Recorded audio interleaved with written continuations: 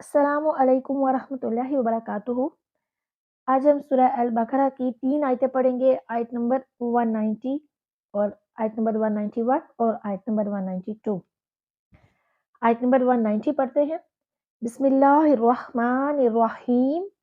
वक़ातिलू, और तुम लड़ो, फी सबीलिल्लाहि, अल्लाह की राह में, अल्लज़ीना, उनसे जो, युक़ातिलूनकुम, लड़ते हैं तुमसे, वला तातदू, और ना तुम ज्यादती करो, इन्नल्लाह, बेशक अल्लाह, ला युहिब्बुल मुअतदीन, नहीं मोहब्बत करता ज्यादती करने वालों से। इस आयत का बामुहावरा तर्जुमा है, और अल्लाह की राह में उनसे जंग करो जो तुमसे जंग करते हैं, और हद से तजावुज ना करो, बेशक अल्लाह हद से तजावुज करने वालों को पसंद नहीं फरमाता। अगली आयत है आयत नंबर 191। वक्तुलूहुम, और तुम कत्ल करो उनको, हैसु सकिफ्तुमूहुम, जहां भी तुम उनको पाओ, व अखरिजूहुम, और तुम निकाल दो उनको, मिन हैसु, जहां से, अखरजूकुम, उन्होंने निकाला है तुम्हें, वल फितनतु, और फितना, अशद्दु, ज्यादा सख्त है, मिनल कत्ली, कत्ल से, वला, और ना, तुकातिलूहुम, तुम लड़ो उनसे, इंदल मस्जिदिल हरामी, मस्जिद हराम के पास, हत्ता, यहाँ तक के, युकातिलूकुम, वो लड़े तुमसे, फीही, उसमें, फ़इन फ़इन क़ातलूकुम, फिर अगर वो लड़े तुमसे, फ़क़्तुलूहुम, तो तुम कत्ल करो उन्हें, कज़ालिका, ऐसी ही, जज़ाउल काफिरीन, सजा है काफिरों की। इस आयत का बामुहावरा तर्जुमा है, और तुम उन काफिरों को कत्ल करो जहां तुम उन्हें पाओ, और उनको निकालो जहां से उन्होंने तुम्हें निकाला है, और शिर्क और इर्तिदाद का फसाद कत्ल से बढ़कर है, और मस्जिद हराम के पास उनसे उस वक्त तक जंग न करो जब तक कि ये तुमसे वहां जंग न करें। अगर ये तुमसे जंग करें तो तुम उनको कत्ल कर दो, इसी तरह काफिरों की सजा है। अगली आयत है आयत नंबर 192। फ़इन, फिर अगर वो बाज आ जाए, फ़इन्नल्लाह, तो यकीनन अल्लाह, गफूरुर रहीम, बेहद बख्शने वाला, नहायत रहम वाला है। इस आयत का बामुहावरा तर्जुमा है, फिर अगर वो कुफर से बाज आ जाए तो बेशक अल्लाह बहुत बख्शने वाला, बड़ा मेहरबान है। अब देखिए कि इन आयत का पिछली आयतों के साथ चंद तरह का ताल्लुक है। पहले हम जो पीछे आयत पढ़ चुके हैं उनमें हज का जिक्र किया गया था, जो कि मक्का मुअज़्ज़मा में होता। चूंकि ये शहर उस वक्त कुफार के कब्जे में था कि उनसे बगैर तैयारी जंग किए हुए दुश्वार था हज करना, इसलिए हज के बाद यहाँ पर जिहाद का जिक्र किया जा रहा है। पहले हज का जिक्र था कि जिसमें वतन छोड़ना और माल की कुर्बानी करनी पड़ती थी।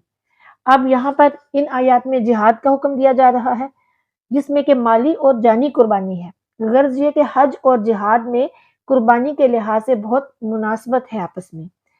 और पिछली आयत में हलाल और कमरी महीनों का जिक्र किया गया था, चूंकि कमरी महीनों में 4 महीने मोहतरम भी थे, रजब, जिकद, जिलहज और मुहर्रम। ये वो महीने हैं जिनमें जंग वगैरह करना हराम है, इसलिए अब जंग का जिक्र हुआ, यानी चांद और महीनों को भी जिहाद से कवी ताल्लुक है। पहले फरमाया गया था कि घरों में दरवाजों से आओ, और चूंकि जिहाद इज्जत और हुर्मत का दरवाजा है, इसलिए अब उसका जिक्र हुआ, यानी फतहमंदी और कामयाबी की अमारत में जिहाद के दरवाजे से दाखिल हो। ये जो आयात हैं इनके शान नज़ूल के मुतालिक 2 रवायतें हैं। पहली रवायत तो यह है कि हजरत रबी और इब्ने ज़ैद फरमाते हैं कि ये आयत इजाजत जिहाद की पहली आयत है, कि अवलन मुसलमानों को हुक्म था कि कुफार की एज़ाएं बर्दाश्त करें, यानी कि पहले मुसलमानों को जिहाद का हुक्म नहीं था। पहले मुसलमानों को ये हुक्म था कि वो जो कुफार उन पर तकलीफें और मुसीबतों के पहाड़ ढा रहे हैं, उनको तकलीफें दे रहे हैं, तो वो उनको मुसलमानों को हुक्म था कि वो बर्दाश्त करें, उनके हाथों मार खाएं मगर उफ भी ना करें। अब इस आयत में इजाजत दी गई है कि जो तुमसे लड़े तुम मुझसे जंग कर सकते हो, यानी हमले को दफा करो خود حملہ نہ کرو۔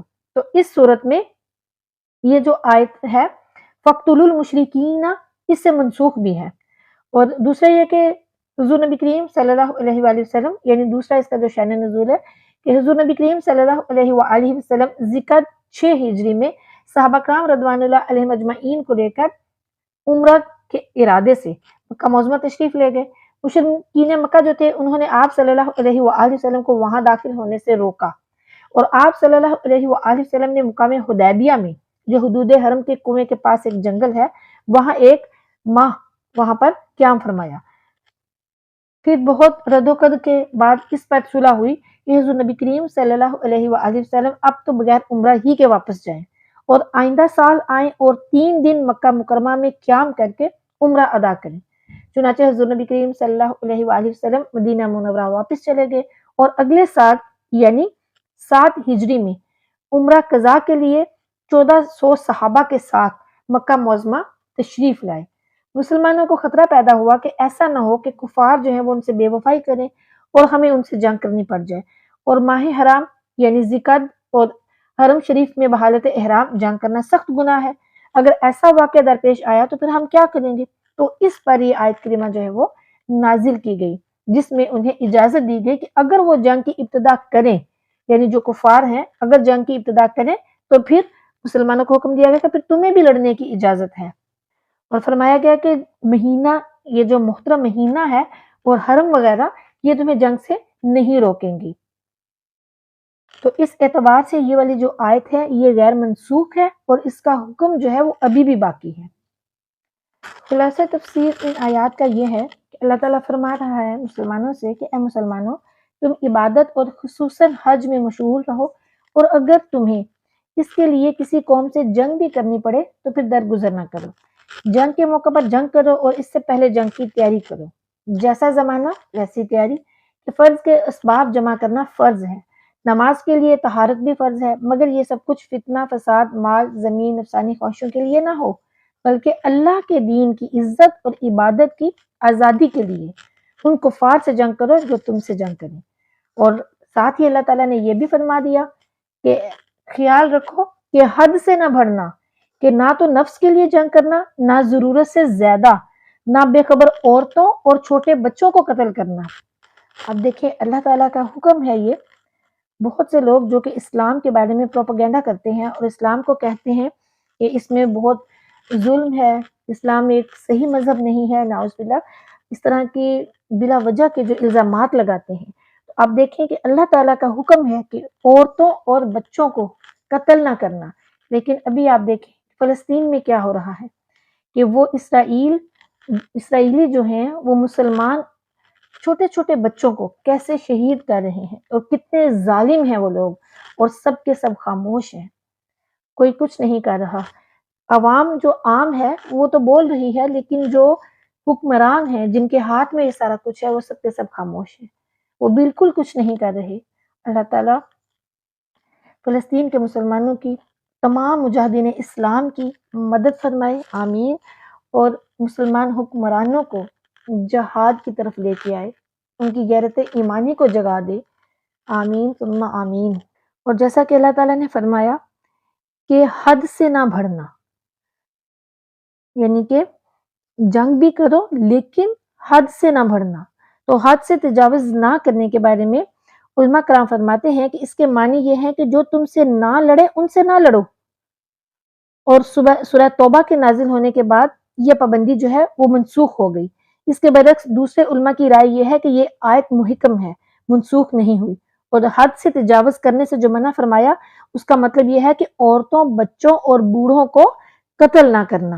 اسی بارے میں ایک روایت ہے، حضرت ابن عباس رضی اللہ تعالیٰ عنہ فرماتے ہیں کہ حد سے تجاوز نہ کرنے کا مطلب یہ ہے کہ عورتوں، بچوں اور بوڑھوں کو قتل نہ کرو، اور نہ اس کو قتل کرو جو ہتھیار ڈال دے، اگر تم نے ان کو قتل کیا تو تم حد سے تجاوز کرنے والے ہوگے۔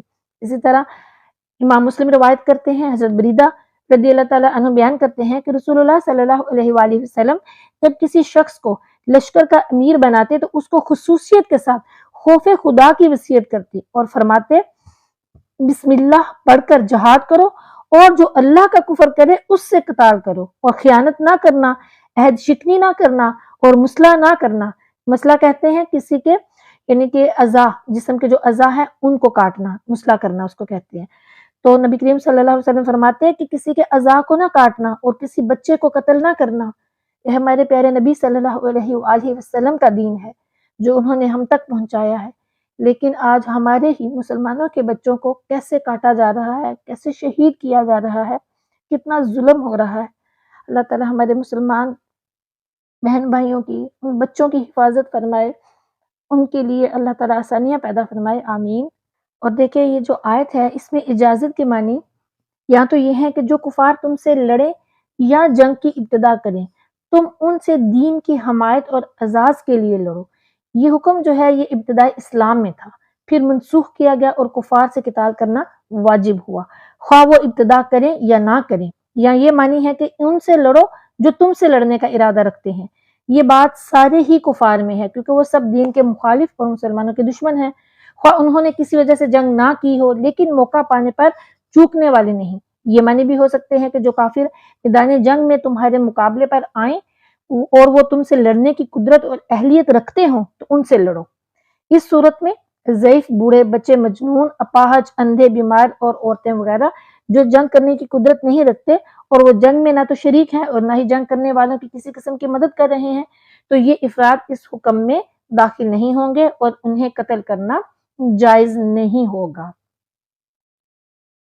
اور یہ بات بھی یاد رکھیں کہ جو ہم ابھی پڑھ رہے ہیں کہ جنگ کرو لیکن زیادتی نہ کرو، تو اس سے مراد یہ بھی ہے کہ جو جنگ کے قابل نہیں ان سے نہ لڑو، یا جن سے تم نے عہد کیا ہو یا بغیر دعوت کے جنگ نہ کرو.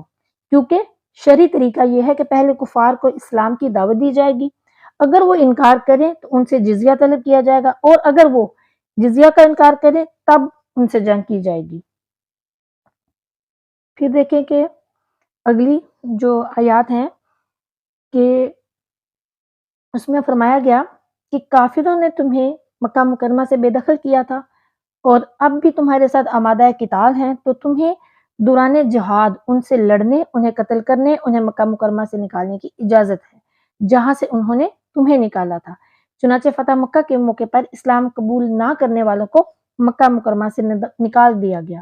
یہ بھی بتایا گیا کہ ان کے قتل کا حکم ان کے جرم سے زیادہ بڑا نہیں کیونکہ وہ لوگ فتنہ برپا کرنے والے ہیں اور ان کا فتنہ شرک ہے یا پھر مسلمانوں کو مکہ مکرمہ سے نکالنا، تو ان کا فتنہ ان کو قتل کرنے سے بھی بڑھ کر ہے. یہاں یہ حکم نہیں دیا جا رہا کہ کافروں کو قتل کرنے میں لگے رہو، امن ہو یا جنگ، صلح ہو یا لڑائی، ہر حال میں انہیں قتل کرو، بلکہ یہاں پر صرف دوران جہاد قتل کرنے کا حکم ہے. بہت سے اسلام دشمن لوگ اس طرح کی آیات سے غلط فہمیاں پیدا کرنے کی کوشش کرتے ہیں. ایسے لوگوں کی مکاریوں سے بالکل ہوشیار رہنا چاہیے اور بچنا چاہیے. آگے ہے کہ مسجد حرام کے پاس ان سے نہ لڑو. اب مسجد حرام شریف کے ارد گرد کئی کلومیٹر کا علاقہ جو ہے وہ حرم کہلاتا ہے. حرم کی حدود میں مسلمانوں کو لڑنے سے منع کر دیا گیا کیونکہ یہ حرم کی حرمت کے خلاف ہے. لیکن اگر کفار ہی وہاں مسلمانوں سے جنگ کی ابتدا کرے تو پھر انہیں جواب دینے کے لیے وہاں پر بھی ان سے لڑنے اور انہیں قتل کرنے کی اجازت ہے. البتہ اگر وہ کفر سے باز آ جائے تو اللہ تعالیٰ اپنے فضل و کرم سے انہیں معاف فرما دے گا کہ اسلام تمام گناہوں کو ختم کر دیتا ہے. اب یہ دیکھیے کہ جہاد ہے کیا. اب ہم یہ سمجھیں گے کہ جہاد ہے کیا. اللہ کی راہ میں جنگ کرنا بہترین عبادت ہے. اس کے بے شمار عقلی اور نقلی فائدے ہیں.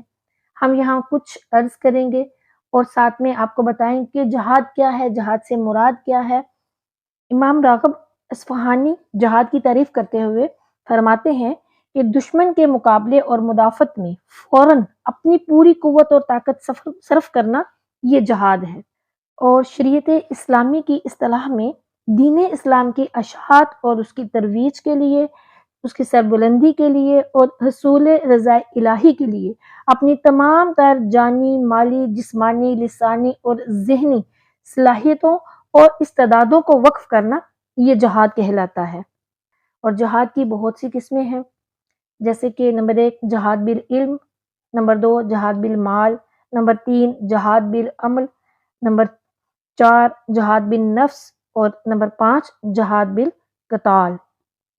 اللہ کی رضا کے لیے، اللہ کے دین کے لیے، اللہ کی راہ میں جنگ کرنا یہ سب سے بہترین عبادت ہے. جیسے کہ مالداروں کا امتحان زکوٰۃ سے اور دنیا دار جو ہیں ان کا امتحان نماز سے لیا گیا کہ وہ راہ مولا میں اپنا مال اور وقت صرف کریں. ایسے ہی جاندار کا امتحان جہاد سے ہے کہ وہ بوقت طلب اپنی جان بھی حاضر کر دیں. گویا میدان جنگ محبت کی کسوٹی ہے. محبت دنیا جو ہے یعنی دنیا کی جو محبت ہے وہ تمام گناہوں کی جڑ ہے. جہاد سے یہ محبت مٹتی ہے کیونکہ غازی جنگ میں جاتے وقت مال اولاد جان سب سے منہ پھیر کر اپنے رب تعالیٰ کی طرف متوجہ ہوتا ہے. دنیا میں شجاع اور سخی آدمی ہی عزت اور آبرو سے رہ سکتا ہے. کمزور دوسروں کے رحم و کرم پر اپنی زندگی گزارتا ہے. اب یہاں پر یہ دیکھیے کہ ہم کتنے زیادہ یہاں پر مسلمان ہیں. 20-22 کروڑ پاکستان میں رہ رہے ہیں، لیکن فلسطین کی طرف دیکھیں وہاں کتنے لوگ ہیں، ان کی تعداد کتنی کم ہے، ہم سے بہت کم ہے. لیکن دنیا میں جو عزت ان تھوڑوں کی ہے وہ ہم سب بہت ساروں کی نہیں ہے. کیوں؟ کیونکہ ان میں جہاد ہے. ہم اس سے محروم ہیں. ہماری جو کچھ رہی صحیح عزت ہے وہ انہیں اسلامی سلطنتوں کی بدولت ہے. اللہ انہیں قائم رکھے اور ترقی دے. جہاد سے شجاعت بھی حاصل ہوتی ہے اور سخاوت بھی، کیونکہ جو جان کی سخاوت کر سکتا ہے وہ مال کی بھی کر سکتا ہے. جہاد کے بہت سے فائدے ہیں. اچھا، جہاد جو ہے زندگی جو ہے وہ عبادت کے لیے، مگر عبادت آزادی سے اور آزادی جہاد سے حاصل ہوتی ہے. اگر ہمارے پاس جہاد کی طاقت نہ ہو تو زبردست قومیں مسجدیں بھی شہید کر سکتی ہیں. یہ سب ہو رہا ہے فلسطین میں، اور ہمیں نماز سے بھی روک سکتی ہیں. یہ بھی ہو رہا ہے. اللہ تعالیٰ مجاہدین اسلام کی مدد فرمائے، آمین. جیسے کہ تندرستی کے لیے بیماریوں کے اسباب کو دور کرنا ضروری ہے، ایسے ہی دینی قوت کے لیے غلبہ کفر کے اسباب مٹانا لازمی ہے، اور یہ بات جہاد سے حاصل ہوتی ہے. حدیث مبارکہ میں ہے کہ بعد موت دنیا میں آنے کی کوئی تمنا نہیں کرتا، یعنی موت کے بعد دنیا میں کوئی آنے کی تمنا نہیں کرتا، کوئی خواہش نہیں کرتا سوائے مجاہد شہید کی، کہ وہ عرض کرے گا کہ مولا مجھے پھر اسی گرم ریت کی تمنا ہے اور زخم کھانے کی آرزو ہے اور پھر تلوار کی جھنکار سننے کا شوق ہے جو میں نے میدان جہاد میں سنی تھی. مگر چونکہ رب تعالیٰ کسی کو پاس کر کے دوبارہ امتحان نہیں لیتا، اس لیے انہیں واپس نہیں کیا جائے گا. وہ تو اس کی تمنا کرتے ہیں. مجاہد شہید کو جان کنی کی تکلیف بھی نہیں ہوتی، بلکہ چونٹی کے کاٹنے جیسی اس کو وہ تکلیف اتنی ہوتی ہے بس. حالانکہ ہمیں دیکھتے ہوئے لگتا ہے کہ پتہ نہیں وہ جو شہید ہو رہا ہے اس کو کتنی تکلیف ہو رہی ہے، حالانکہ اسے کوئی تکلیف نہیں ہوتی. حضور نبی کریم صلی اللہ علیہ وآلہ وسلم فرماتے ہیں کہ میں تمنا کرتا ہوں کہ راہ الہی میں جہاد کروں اور شہید ہو جاؤں، پھر زندہ ہوں، پھر شہید ہوں، پھر زندہ ہوں اور پھر شہید ہوں. سبحان اللہ. اب جنت کے 100 درجے مجاہدین کے لیے خاص ہیں، جن کے درمیانی حصے کا نام فردوس ہے. اسی پر عرش الہی ہے اور اسی سے جنت کی نہریں نکلتی ہیں. سبحان اللہ. پھر ایک جگہ پر ہے کہ تیاری جہاد کرنے والے حساب قبر اور عذاب قبر سے محفوظ ہیں، اگرچہ اسے جہاد میسر نہ ہو. پھر ہے کہ جیسے کہ بغیر نلائی کھیت کو گھاس سے صاف کرنا، کھیتی جو ہے وہ ترقی نہیں کر سکتی. یعنی کہ ہم کھیت کو گھاس سے صاف کرتے ہیں تو ہی کھیتی ترقی کرتی ہے، اور اگر ہم نہ کریں تو پھر نہیں کر سکتی. یوں ہی بغیر جہاد کے مومن جو ہے وہ ترقی نہیں کر سکتے. تو اب دیکھیں فی زمانہ ہم لوگ جہاد سے کتنا دور ہو چکے ہیں. ہمیں پتہ ہی نہیں ہے جہاد ہوتا کیا ہے. ہمارے دلوں سے بالکل جہاد کے خیال بھی نکل چکے ہیں. ہمیں اپنی جان سے محبت ہو گئی ہے، ہمیں اپنے مال سے محبت ہو گئی ہے، ہمیں اپنی اولادوں سے محبت ہو گئی ہے، ہمیں عیاشیوں سے محبت ہو گئی ہے. اس لیے ہم جہاد سے دور ہو گئے ہیں، کیونکہ جہاد میں یہ چیزیں نہیں ہیں. جہاد میں انسان اپنا جان مال اپنی اولاد سب کچھ قربان کر دیتا ہے اللہ کے راستے میں. تو ہم کیا کر رہے ہیں؟ ہم تو ان چیزوں سے محبت کر کے بیٹھے ہیں، ہم دنیا سے محبت کر کے بیٹھ گئے ہیں. تو دنیا سے محبت کرنے والے جہاد کیسے کریں؟ اسی لیے تو اب مسلمان اتنی زیادہ ذلت اور پستی کا شکار ہیں. اب فلسطین میں کتنے مسلمان شہید ہو رہے ہیں، باقی سارے مسلمان کیوں خاموش بیٹھے ہیں؟ کیونکہ ان کو ڈر ہے کہ ہم مر جائیں گے، ہماری دولتیں جو ہیں، ہماری جو عیاشیاں ہیں وہ ختم ہو جائیں گی، ہماری اولادیں نہ مر جائیں، ہم نہ مر جائیں، یعنی ہمیں اپنی جان کی فکر ہے، ہمیں اپنے مال کی فکر ہے، اسی لیے ہم جہاد سے دور ہیں۔ اور یہ ہمارا دین نہیں ہے، بالکل بھی نہیں ہے، ہمارا دین اس کے اپوزٹ ہے، قربانی مانگتا ہے۔ ہمارا دین کہتا ہے کہ اللہ تعالیٰ فرماتا ہے میری راہ میں لڑو، میری راہ میں شہید ہو جاؤ، اور اللہ تعالیٰ یہ بھی فرماتا ہے کہ شہید زندہ ہے۔ ہم پھر بھی ان چیزوں سے کتنے دور ہیں۔ اللہ تعالیٰ سے دعا ہے کہ وہ ہمارے دلوں سے، تمام امت مسلمہ کے دلوں سے دنیا کی محبت کو نکال کے اپنی محبت کو بھر دے، اور وہ احکامات، وہ تعلیمات جو اللہ تعالیٰ نے ہم پر نازل کیے، اللہ تعالیٰ ہمیں وہ حکم ماننے کی توفیق عطا فرمائے، اللہ تعالیٰ ہمیں اپنا قرب عطا فرمائے۔ اللہ تعالیٰ سے دعا ہے کہ وہ ہمیں کفار کے سامنے سیسا پلائی ہوئی دیوار بنا دے، کفار کے ساتھ جنگ کرنے کی، کفار کے ساتھ جہاد کرنے کی توفیق عطا فرمائے۔ آمین ثم آمین۔ اب دیکھیں کہ ان آیات سے ہمیں فائدے بھی حاصل ہوئے، وہ کون سے؟ کہ جہاد محض رضائے الہی اور دینی ترقی کی نیت سے چاہیے، ملکی اور قومی یا بیہودہ سیاسی جنگ جہاد نہیں ہے، ورنہ اس میں اور نہ ہی اس میں کسی قسم کا کوئی ثواب ملتا ہے۔ جیسا کہ آج کل کی جو پارٹیز ہیں، کوئی کسی پارٹی کا ممبر ہے، کوئی کسی کا ہے، کوئی کسی کے لیے لڑ رہا ہے، کوئی کسی کے لیے لڑ رہا ہے، تو وہ سمجھ رہا ہے کہ یہ پتہ نہیں ہم جہاد کر رہے ہیں۔ ابھی ایک پارٹی کے ممبر نے کہا بھی تھا، اس کے جو پارٹی کا جو لیڈر ہے، کہ یہ جہاد ہے، میرے ساتھ شامل ہو جانا۔ تو اللہ تعالیٰ سے معافی مانگیں، استغفر اللہ، یہ کوئی جہاد نہیں ہے۔ جہاد پارٹیوں کے لیے یا دنیا کے لیڈروں کے لیے نہیں ہے، وہ اللہ کے لیے ہے۔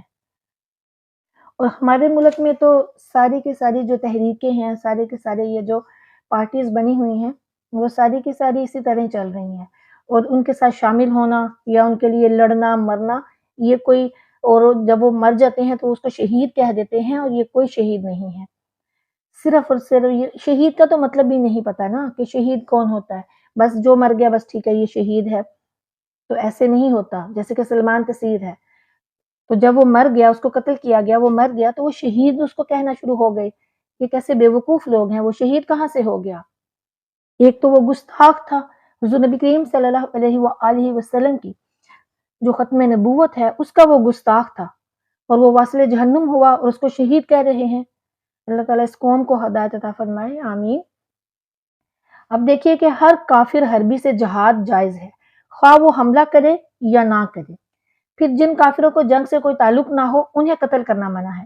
ایسے ہی جو قتل ہو جائیں ان کے ناک کان کاٹنا یہ سخت جرم ہے کہ یہ حد سے بڑھنا ہے۔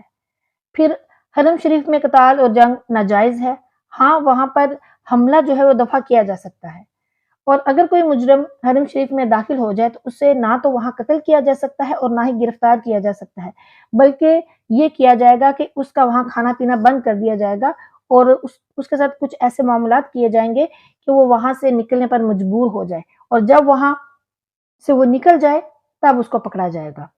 تو آپ دیکھیں کہ جب وہاں کفر کی سزا نہ دی گئی تو پھر دوسرے جرم تو اس سے ہلکے ہیں۔ پھر زمین حرم میں جرم کرنے والے کو وہاں ہی سزا دی جائے گی، وہاں چوری یا زنا کرنے والا شرابی اور مرتد جو ہے وہ سزا پائے گا۔ یوں تو ہر مسجد ہی حرمت والی ہے کہ وہاں جنبی حائضہ کو داخل ہونا حرام ہے، گندے اور بدبودار شخص کو آنا منع ہے، مگر مسجد بیت اللہ شریف کی حرمت بہت زیادہ ہے۔ چند وجہ سے، کن وجہ سے بہت زیادہ حرمت ہے؟ ایک یہ کہ یہ جگہ حضرت آدم علیہ السلام کی عبادت گاہ ہے، اور کعبہ معظمہ حضرت ابراہیم علیہ السلام کی تعمیر ہے، اور عمارت کی عزت تعمیر کرنے والے کی عظمت سے ہوتی ہے۔ اور دوسرے یہ اس جگہ کی جو حرمت ہے بیت اللہ شریف کی، وہ یہ کہ یہ مسجد حضور نبی کریم صلی اللہ علیہ وآلہ وسلم کی مسجد اور عبادت گاہ خاص ہے، یعنی کہ نبی کریم صلی اللہ علیہ وسلم کی خاص عبادت گاہ ہے۔ تیسرے یہ کہ مطاف شریف میں تقریباً 400 پیغمبروں کے مزارات ہیں۔ چوتھے یہ کہ حتیم کعبہ میں حضرت حاجرہ اور حضرت اسماعیل علیہ السلام کے مزارات ہیں۔ پانچویں یہ کہ یہ مسجد اپنے میں کعبہ اللہ شریف کو لیے ہوئے ہے۔ جس مسجد میں کعبہ واقع ہے، یعنی حرم میں کعبہ واقع ہے نا، تو جس مسجد میں کعبہ واقع ہے وہ تمام مسجدوں سے افضل ہے۔ تو جس مسجد قلب میں مدینے والے سرکار سیدنا محمد مصطفیٰ کریم صلی اللہ علیہ وآلہ وسلم جلوہ گر ہو جائیں تو وہ دل تمام دلوں سے بہترین دل ہے، سبحان اللہ۔ اور یہ دیکھیے کہ جس شہر میں کعبہ ہے وہاں امن ہے، تو جس دل میں، جس قلب میں حضور نبی کریم صلی اللہ علیہ وآلہ وسلم کی ذات والا ہے، تو وہاں انشاءاللہ عز و جل عذاب نہیں آئے گا، اور وہ دل جو ہے وہ عذاب سے امن میں ہے۔ اللہ سے دعا ہے کہ وہ ہمارے دلوں میں حضور نبی کریم صلی اللہ علیہ وآلہ وسلم کی محبت کو پیدا فرمائے اور ان کی تعلیمات پر عمل کرنے کی ہمیں توفیق عطا فرمائے، آمین ثم آمین۔ آپ دیکھیں کہ صوفیہ کرام جو ہیں وہ ان آیات کی تفسیر میں کیا فرماتے ہیں۔ صوفیہ کرام فرماتے ہیں کہ روح مومن ہے، نفس جو نفس امارہ ہے اور جو شیطان ہے وہ جنگجو کافر ہیں، دل بیت اللہ ہے کیونکہ تجلی گاہ الہی ہے، سینہ اس کا حرم ہے۔ یہاں روح سے خطاب فرمایا جا رہا ہے کہ اے روح، تو اپنے ساتھی ملائکہ وغیرہ کو لے کر شریعت کے ہتھیار اور طریقت کے ڈھال کے ذریعے نفس اور شیطان سے جنگ کر، جو ہر وقت تیری تباہی کی فکر میں رہتے ہیں، مگر حد سے نہ بڑھنا کہ نفس کے شرعی حقوق بھی مار کر اسے بالکل تباہ کر دے، بلکہ اس کی سرکشی مٹا کر راہ راست پر لگا دے۔ اللہ تعالیٰ محبت اور توحید اور عدالت کی حد سے بڑھنے والوں کو پسند نہیں فرماتا۔ اے روح، تو جہاں کہیں نفس اور اس کے افعال کو پائے اسے قتل کر ڈال، اور جیسے کہ اس نے کعبہ دل اور حرم سینہ سے تجھے نکالنے کی کوشش کی اور اس کعبے میں لذتوں اور شہوتوں کے بت رکھ دیے، تو بھی وہاں سے اسے نکال کر اپنے قبضے میں کر لے اور اس دل کو بجائے بیت الاسنام یعنی بتوں کے بیت الحرام بنا دے۔ پھر جب یہ کافر نفس عاجزی کرتا ہوا اس کعبے میں آنا چاہے تو اس سے قتال نہ کر جب تک کہ وہ تجھ سے جنگ نہ کرے، کیونکہ اب وہ نفس تیرا مددگار ہوگا نہ کہ دشمن ہوگا۔ غرض یہ کہ کعبہ دل کو دنیاوی بتوں سے پاک کر کے اسے خانہ خدا بناؤ، یعنی کہ اپنے دل میں جتنے بھی دنیا کے بت ہیں، دنیا کے بت کیا ہیں؟ دنیاوی خواہشیں۔ تو یہ فرما رہے ہیں صوفیہ کرام کہ تمہارے دلوں میں یہ جو دنیا کے بت ہیں، دنیا کی جو آرزویں ہیں، لمبی لمبی آرزویں، دنیا کی یہ جو خواہشیں ہیں، ان خواہشوں کے بتوں سے اپنے دل کو پاک کر دے اور اس میں صرف اور صرف اس دل کو صرف اور صرف اللہ کا گھر بنا دے، کہ اس میں صرف اگر تجھے طلب ہو تو دنیا کی طلب نہ ہو بلکہ تجھے اپنے رب کی طلب ہو۔ صوفیہ کرام فرماتے ہیں کہ پہلے قریبی کافروں کو مارو پھر دور والوں کو مارو۔ انسانی کفار دور کے کافر ہیں، مگر بہت قریب اور سخت تر کافر جو ہے وہ نفس ہے، انسان کا جو نفس امارہ ہے اور جو شیطان ہے، وہ سب سے پہلے اس کو مارنے کی ضرورت ہے، اور سب سے افضل اور سب سے بڑا جہاد بھی یہی ہے، اپنے نفس کے ساتھ۔ صوفیہ کرام فرماتے ہیں کہ وہ کفار جو ہیں وہ تو صلح وغیرہ سے بھی راضی ہو جاتے ہیں، مگر یہ بغیر دین برباد کیے راضی نہیں ہوتا، یعنی یہ جو نفس اور شیطان ہے یہ جب تک کہ ہمیں برباد نہیں کر دیتا، ہمارے دین کو، ہمارے ایمان پر ڈاکے ڈالتا ہے، اس کو برباد نہیں کرتا، تب تک یہ راضی نہیں ہوتا۔ جو کفار ہیں وہ تو پھر بھی راضی ہو جاتے ہیں۔ تو صوفیہ کرام فرما رہے ہیں کہ پہلے اپنے دل کو پاک صاف کرو، پہلے اپنے نفس کے ساتھ جہاد کرو، اس کو پاک کرو، اور پھر اس کے بعد دوسرے جو کفار ہیں ان کے ساتھ، یعنی کہ جو دور کفار ہیں، انسانی کفار ہیں، پھر ان کے ساتھ جہاد کرو۔ فرماتے ہیں کہ غیر کو مارنا آسان ہے، اپنے آپ کو مارنا بہت مشکل ہے۔ بالکل ایسا ہے کہ غیر کو مارنا بہت آسان ہے، اپنے آپ کو ہم کیسے ماریں، اپنے من کو کیسے ماریں، ہماری جو بے جا خواہشیں ہیں، جن لذتوں میں ہم ڈوبتے ہیں، جس طرح کی عیاشیاں ہم لوگ چاہتے ہیں، ہماری اتنی زیادہ خواہشیں ہیں، ان کو مارنا بہت مشکل ہے۔ اللہ تعالیٰ ہمارے نفس کو ہمارے قابو میں کرے، اللہ تعالیٰ ہمیں نفس کی برائیوں سے بچائے، آمین۔ ابن عربی جو ہیں وہ فرماتے ہیں کہ قتل کفار سہل ہے، یعنی کافروں کو قتل کرنا آسان ہے، مگر نفس ناہنجار کا قتل سخت دشوار ہے، یعنی کافروں کو قتل کرنا بہت آسان ہے لیکن اپنے نفس کا قتل کرنا سب سے مشکل ہے۔ صوفیہ کرام فرماتے ہیں کہ ساری زمین اللہ تعالیٰ کی مخلوق ہے، مگر اس کی قسمیں بہت ہیں، بت خانہ، کوڑی، عام زمین، مسجد، کعبہ معظمہ کی زمین، سب زمینیں اللہ کی زمینیں ہیں، مگر ان کے فوائد اور فضائل یکساں نہیں ہیں۔ اسی طرح انسانوں کے دل اللہ کی مخلوق ہیں، مگر کفار کا دل جس میں کفر اور عناد ہے وہ بت خانہ ہے، اور جن دلوں میں حسد، کینہ، طمع، بخل وغیرہ بھرے ہیں وہ گویا کہ کوڑی ہیں۔ جن دلوں میں غفلت ہے وہ عام زمین شورا کی طرح ہے، اور جن دلوں میں اطاعت الہی کا جذبہ ہے وہ مسجدیں ہیں، اور جن میں عشق الہی محبت مصطفیٰ کریم صلی اللہ علیہ وآلہ وسلم ہے وہ دل کعبۃ اللہ یا حرم کعبہ ہے۔ تمام مسجدیں کعبہ کی طرح ہیں مگر مسجد حرام میں کعبہ واقع ہے، لہٰذا یہ مسجد تمام مسجدوں سے افضل ہے۔ اسی طرح مطیعوں کے دل رب کی طرف ہیں مگر عشاق کے دل میں رب کا نور رہتا ہے، لہٰذا یہ دل ان دلوں سے افضل ہیں۔ سبحان اللہ۔ اللہ سے دعا ہے کہ وہ ہمارے دلوں میں حضور نبی کریم صلی اللہ علیہ وآلہ وسلم کی محبت پیدا فرمائے، ہمارے دلوں کو پیارے آقا کریم صلی اللہ علیہ وآلہ وسلم کے نور سے اپنے نور سے بھر دے، پیارے آقا کریم صلی اللہ علیہ وآلہ وسلم کی بتائی ہوئی تعلیمات پر عمل کرنے کی توفیق عطا فرمائے، علم دین سیکھنے کی، اس پر عمل کرنے کی، دوسروں تک پہنچانے کی توفیق عطا فرمائے، آمین ثم آمین۔